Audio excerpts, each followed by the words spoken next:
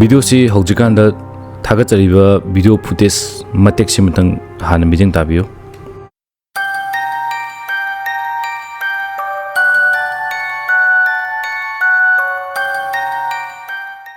Video zida uriba angang asi mobile phone amadi atopa electronic ki polamsing yam ka hena sinnarakpadagi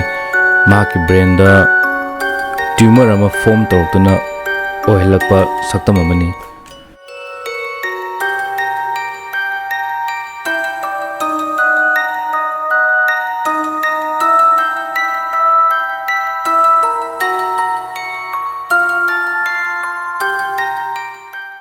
Video si yengna adongi nuksiraba ichanupa ichanupi jing adongi mitta chingsilaga yengbiyo.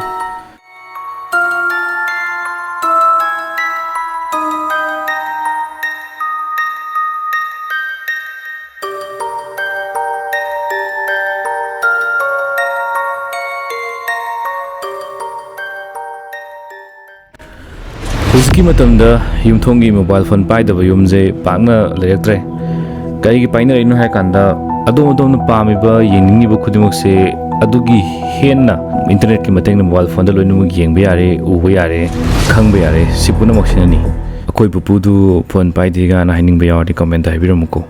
adubu Enkhatlakliba nahasingna cell phone ji yam toina yam kuina sangna parakpadagi moida disturbing effect ma lai disturbing effect ama lai habji akoi maje lai na sign pidakadam nate maje lai na ulakadam nate disturbing effect si magi lifestyle da hongwa lakpa amadi magi health da hongwa lakpudana ne akoina ma disturbing effect ma lai na khangdoisi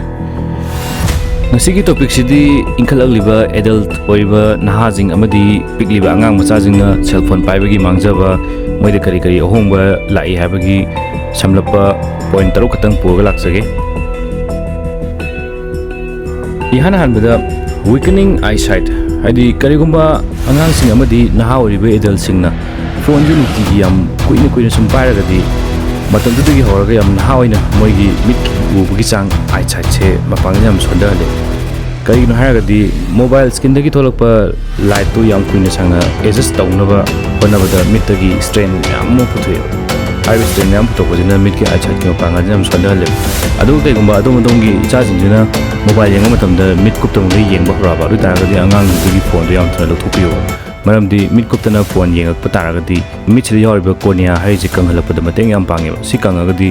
yamna achauba laina amu rakpa yai mitta even blindness ho lakpa yai ani subada mobile phone gi radiation ko akoina khangle apikpa cell phone macha ji bawa radiation yam tholaga miwebigi brain amadi miwebigi hachang diawba cells in the mang ta hanbada mateng yam pangi je khangi news mayam dagi neinadana proof tawre chumen average of nahamada mobile radiation na hachang solli habji jo khoi khangi adu taragadi adongi icha develop tawurga laiba masa mapung phadriba adongi icha tholiba icha jida radiation di ka yam solamgani habji jo dum neinabiyo aduga muksu radiation gi matang jida mobile gi company achau mayam je debate tawdana sale manghalli radiation na brain solli habji kada wayam chumbi chumti namu makata namu namu debate tawdana mayam nainagre naina ka dum chamana na moi masana yasagre ba chumme smana fawale solli len habji aduga moi gi precaution ju puthokre ba kamai tor ngathokadagi habagi rodagdi mayam ju precaution do yengbiro google da Google yang kanda kamaina radiation de ngathokni habaju mayam nainabiyo ahum subada sleep problem angangsingna numidang tumumdai da phone paibagi hainabije sije masudam thamroi dongneba kaigin hagadi masina smartphone thangitari moi tumbi matam chang nairo regular oiraro smartphone tawraga chakitaraga hay moina kitang chawra matamdadi asomnia hariba leina dina kaneba mari subada makhoi masana masabu cell phone amadi electronics tools da depend tawraga lahenbajini adongi cha singduna mapanda chen chongna sanarabadi maduna makhoida motor skills habadi running jumping climbing asina chimbasingi skills je mayam develop tawng ngamale aduga makhoigi social skills mayam amaju khanghanba ngamale habadi society di chanariba kutima understand tawng ngamale adubu hujiki angangsing amadi nahasing ayamadi atopumi ge engage tawbagi haina bisi leitre adugi mohota makhoina paribu cell phone dudagi oina mije engage tawra kan loine mobile tang da samnaga WhatsApp Facebook la email dilo sejna moigi social skills mem handara le mi amaga loina bodi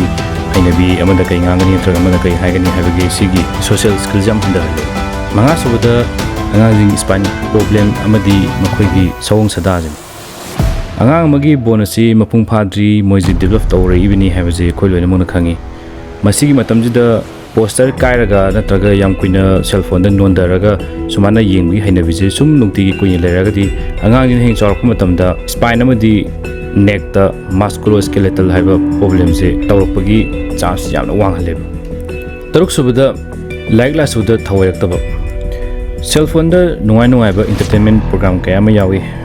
kayama yengduna masina angangsingda edik oikiduna makhoi study da focus piba yarakte masina marmaraga anoba tamgadaba khangsingadaba hijingadaba kayama khangba hibagi changje wale masina any problem ama tholapa matamda kamaina understand tawgani amali kamaina solution puthokani haibagi mental effort se khangba yamna wale cell phone paibagi angangsingda mangjaba khangpadagi Sweden gi lebakta nanhanji government order ma thokre adu thoiji Sweden gi public health agency na thokko order ni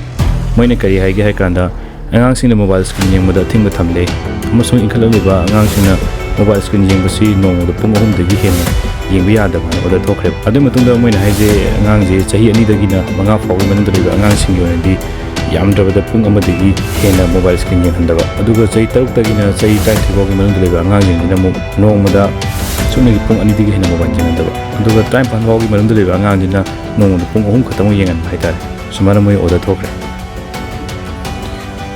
video sibu yengbiraga adomda karigumba kanaba kar phangiragadi channel sibu like subscribe share tawbiramo adomgi like share na anago video semada thona ojagadini